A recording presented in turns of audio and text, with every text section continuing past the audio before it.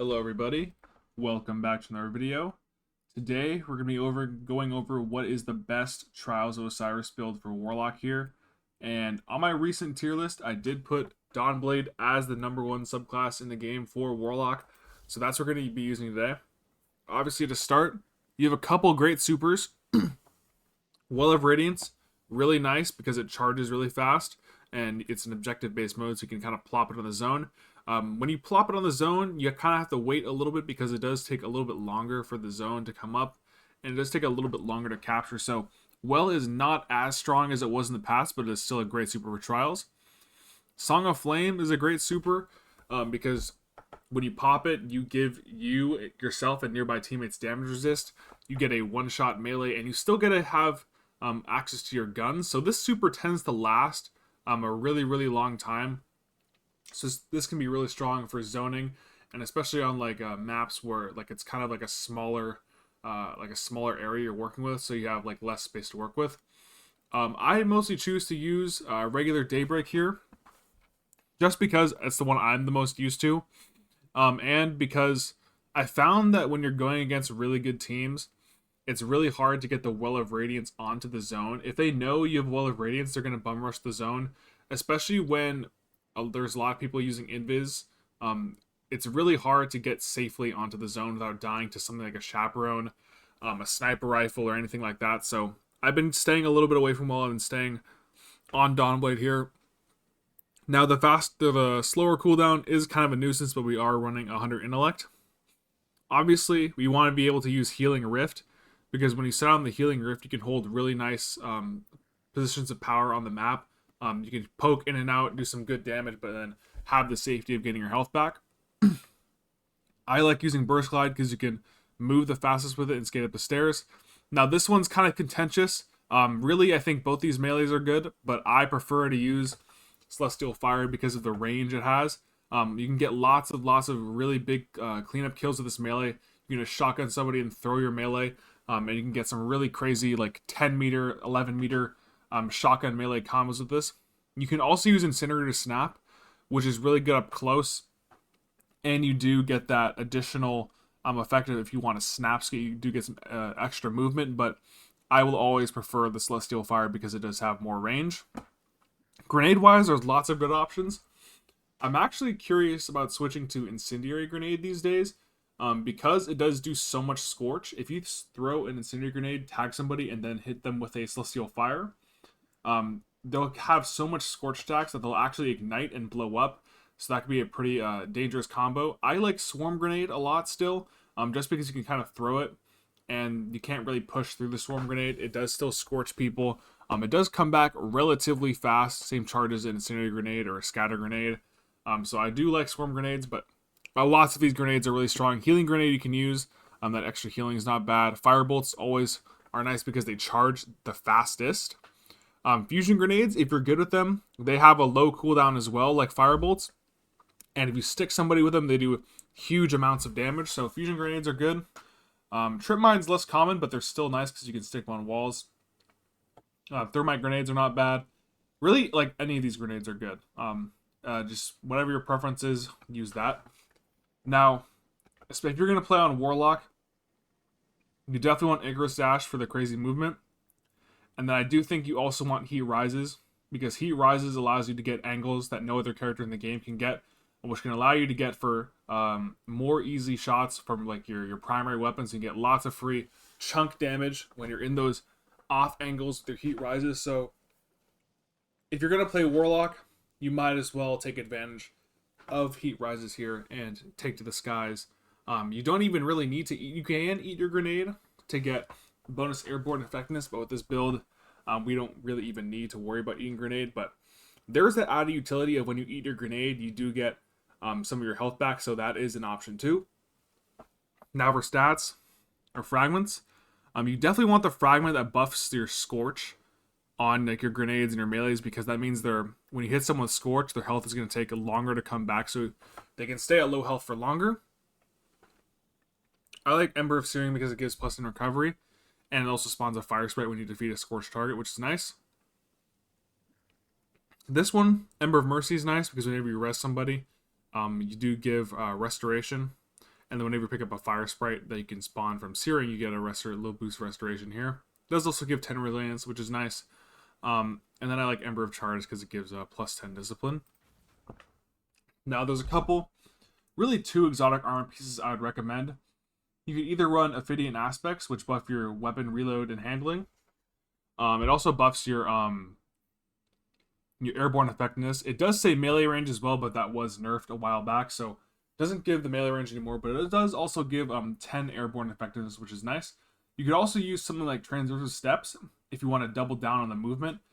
Personally, though, for me, I will always use Ophidian Aspects when using a loadout like this because the extra handling on the weapons is always nice. But you can use Transversive Steps. They are still great if you want to use Transversive Steps instead. And I really think there is one key loadout here you can always rock, which is going to be Igneous Hammer and a shotgun. You can use Deadlock, you can use Chaperone, or you could use a fusion if you wanted to. Really, the combination of Igneous Hammer and a special weapon is always going to do you right. Personally, for me, when I'm using Igneous Hammer here on a Warlock, I love Fragile Focus. Having 100 range, basically, with Fragile Focus, when you can fly around and get those super high angles, means you can really 3-tap people from such insane distances while you're in the safety of the air, and you have that surprise factor. I still also really like Precision Instrument on 120s, especially in Trials. That extra chunk damage, always nice.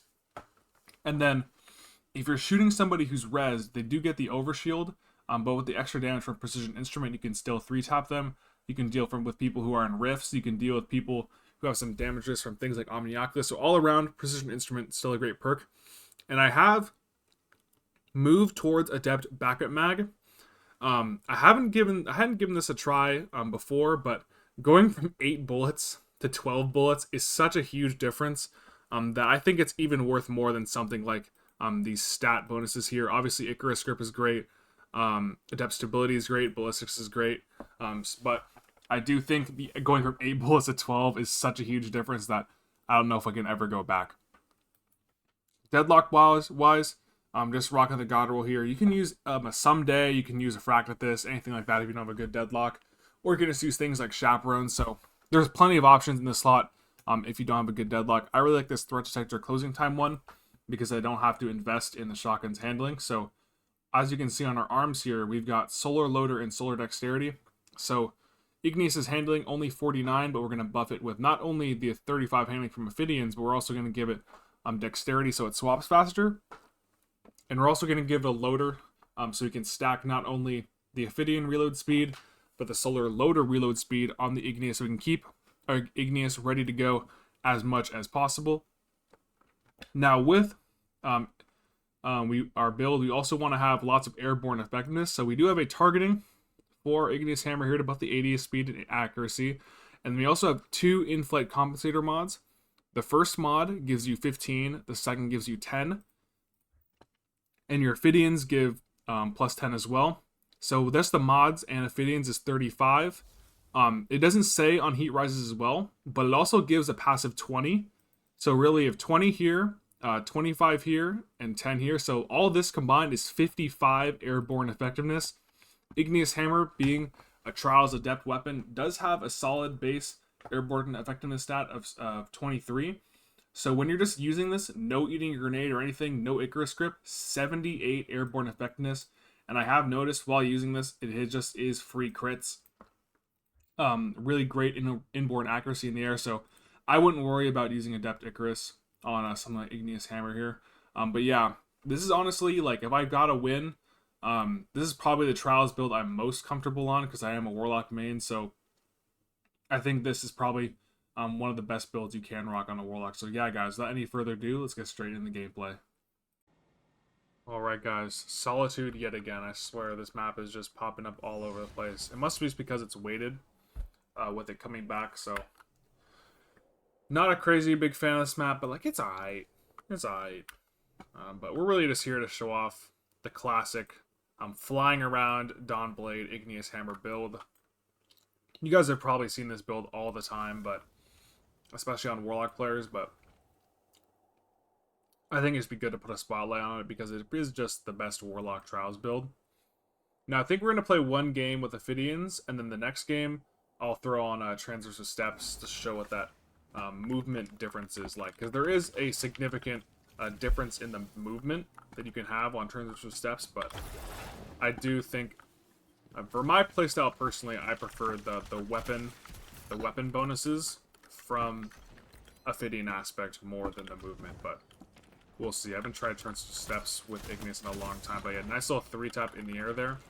Again, we can't really see our exact airborne effectiveness stat because we don't have Icarus Grip equipped. That is the only way to see like your airborne effectiveness stat in the actual game, is if it is equipped. But again, I do love Fragile Focus here. We hit so much range just for flying around. We kind of just wait. We can hold angles from way up high. Got him really weak. That precision instrument is always going to be really helpful. Shoot out a couple shots for a deadlock. Let's fly up in the air. Missed a couple. Freed. Again, we can always float up really high, because they're not always going to be looking up here. And that is the thing when you eat your grenade heat rises, that you have a different radar ping than a normal player. So it's really easy to tell when someone is eating their grenade normally and going for a heat rises play. But with this, you still appear on the radar like a normal ping, so people aren't going to expect you to be in the air as often as you actually may be. So like that, we get another free kill because he wasn't looking up. And the thing with this build too is that it's very, very safe. We have a very little risk because a lot of times we're going to be in places where people aren't going to be pre-aiming us. And then we also have a primary weapon that has an insane amount of range. I do love... That's why I do love Fragile Focus with this Igneous Hammer here, because that extra range really makes a difference when you're trying to 3-tap people from that safe distance here. Like, we haven't died yet. Mostly because we haven't really had to get close to anybody, so we're going to keep doing this. See, like, that guy's not even looking at us. And again, with that 120 buff, we can 2-hit 1 body, so this is working out perfectly. We can just hold. Oh, and here's another tip, guys. If you're playing Dawnblade and you're doing this, if you jump up and you stand still, you will just hold in place here, guys, and you won't have to move. As long as you don't move your directional keys, you can just sit in one space at the same time, as if you're just like standing on the air, like right here. He's obviously too far, but you'll stay like that until your glide runs out. So there are some spots where you can kind of just sit in the air for free, as long as you jump and don't press your directional keys. You will stay suspended in midair. Good shots from him. He had a Cripple's Dagger and actually caught us. But yeah, that's something I don't see a lot of Dawnblade players take advantage of. Is if you don't move your directional keys as you jump, you can stay suspended in the air for free.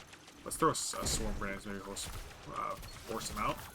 Yeah, that's why I'm kind of considering switching to Incendiary Grenade, because sometimes when you throw it at people, they don't... If you throw it like directly at their feet, it will just explode all at once, and you kind of lose that like zoning tool that like you really want your grenade for.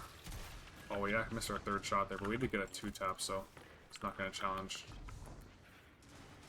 We can just hold in the air. Again, we're kind of like, I'm definitely playing kind of scared right now because I just want to show off the build, but again, that is just the strength of the build, just being able to play super, super safe.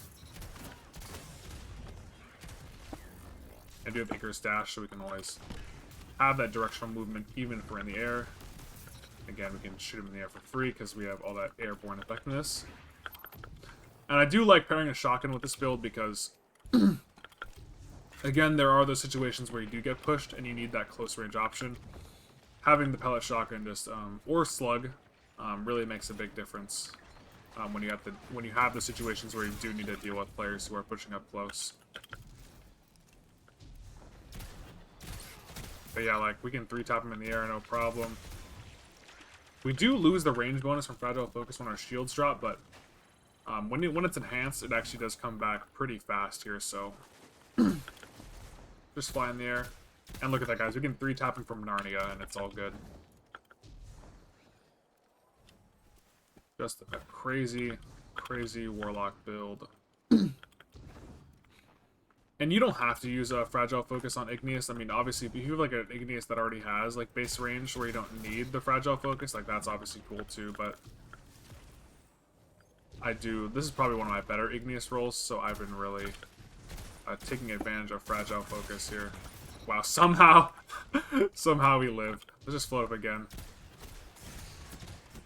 Oh my god. And our Igneous has so much range, we can really deal with them just flying in the air. And it feels like, as well, when you're in the air, you always get that first shot off. So, you always do have that element of surprise. And that crazy movement. We didn't even need to pop our super. Just a great first showing. We died like once or twice. So, again, just the power of flying around with the Igneous Hammer is always going to be really strong. Yeah, well, we'll take the 23 KD. Yeah, let's go to another game here. Alright, guys, this time we're going to use it with our Transversive Steps. Now, the key difference with Transversive Steps versus Ophidians is that you are losing the 10 AE that Ophidians give. So what that really means is you're going to swap your backup mag for an Adept Icarus script. I found that a little bit over 70 is the sweet spot. And so actually with Adept Icarus, we're going to go from 78 to 83 instead of the Ophidians with no Adept Icarus. So we're going to have a little bit more AE, but we're going to have a little bit less weapon handling. We are going to have that increased movement speed though, however. So you are going to be able to play a little bit faster with this build rather than the Ophids one. As we scroll wheel over to the side here, we can totally get on a rat spot maybe. Let me get up on this spot. Float over.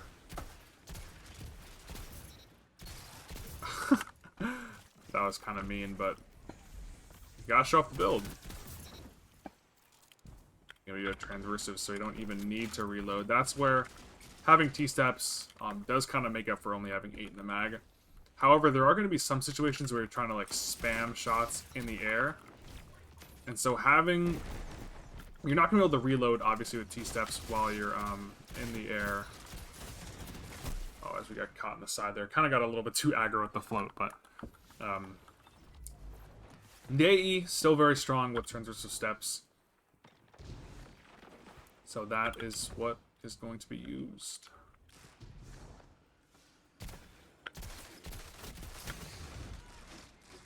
Oh, we are really lucky to be out. Let's drop another healing roof. Do it again. We can always float over the side. It's a good lightning range from there. Let's get our reload. And then re-challenge on the float again.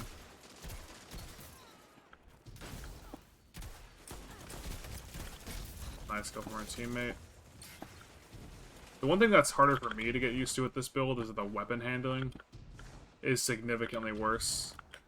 Now, it's not a big deal on Deadlock because Deadlock's handling is that insane, but on Igneous, I feel like it does make a significant difference. Watch our right, just in case you get pushed. Good shot from Yin right there. As we get pushed by his teammate as well. But looking good so far. Looking good so far.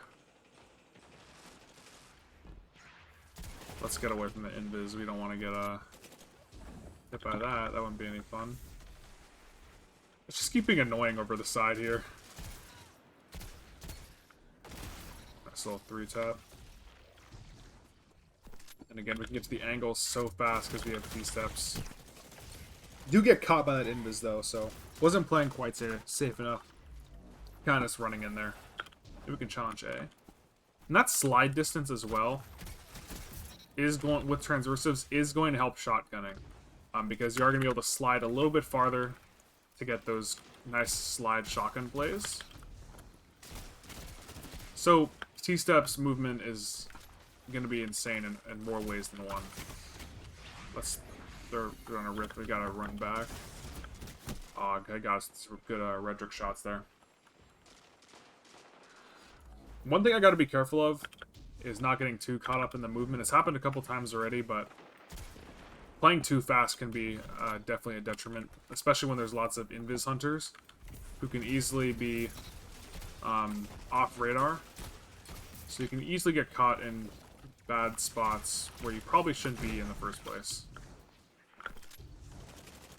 So I gotta be wary of that. We can jump over here and then look over to C. So yeah, that AE is always going to be incredible, regardless of which exotic you end up using. And you don't even necessarily need to get the kill, guys. There's one still crouching here for sure, so let's make sure I don't get hit with the special weapon or anything. I kind of forgot the point I was talking about, but let's pop our super here. Deal with the guy with the super. Fly over, get you. I haven't used Dawnblade in a little bit, so feels like my swords are a little bit off.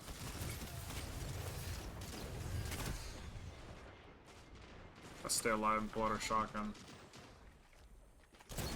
Then run away. Let's run, let's run, let's run, let's turn around. You tapped him? We don't gotta re-challenge. But yeah, as long as you're putting in damage, like, it's gonna give opportunities for your teammates as well. So you don't necessarily need to get the kills. As long as you're putting in damage, you are getting value here. Good rocket from him. And the strength of really Dawnblade here is being able to put in damage safely and often. Even if you're not getting kills, as long as you're putting out damage and not taking damage, you are still helping your team. Let's go away from the Spectral. That's not very cool. We can always play our range with Igneous because we do basically have 99 range here. That's a crazy Spectral Blades coming in from him. We'll take the 2. For a scatter, let's throw a Rift here. We can always play the wall with our healing Rift here. So you can see we got some good damage for our teammates so then they can get some assists. Another 2-tap generated from us. So we did put in... Oh, I didn't even shoot my shotgun. But we did put a lot of pressure in on that side so our teammates could push, even though we didn't get the kills necessarily. Which is always going to be good. Again, we have so much range, we can even 3-tap that guy from Narnia right here, and then turn around to fight this guy.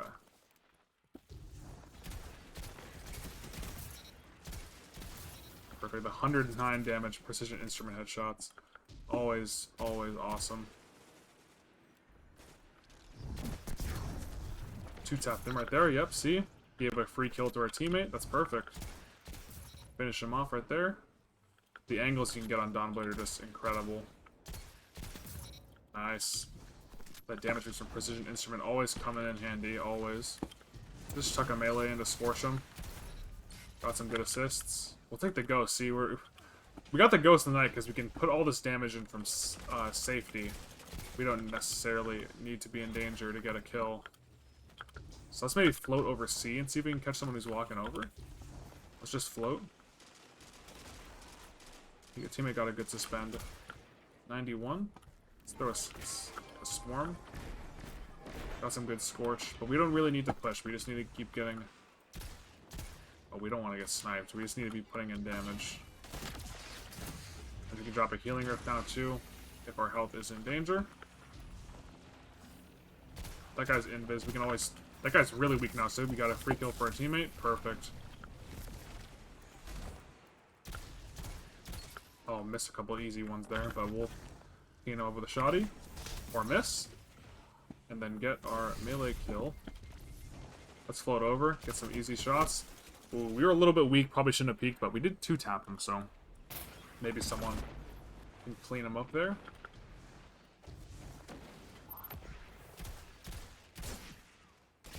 That sniper body shot almost gave us some problems there. Let's pop our super again.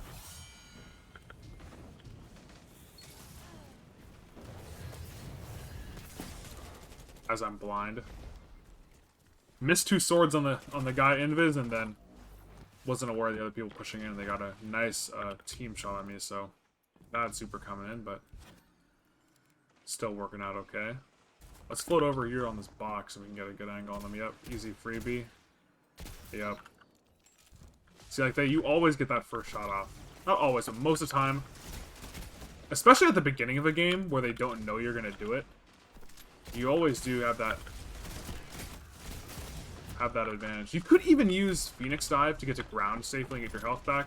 It does come more often, but I think the Healing Rift does have the most amount of value. So another great showing from our Dawnblade, this time with that Transversive Steps. Let's see our results here at the end.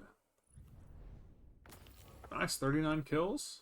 Lots and lots, see guys, lots and lots of damage as well for our teammates. So yeah.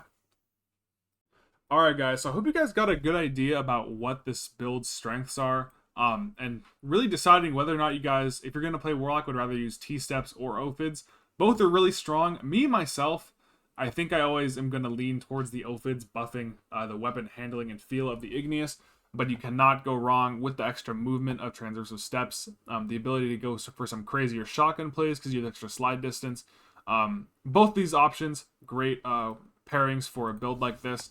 But hope you guys got some good helpful tips and insight into how this build actually works. And thank you guys for watching, and I'll catch you guys next time.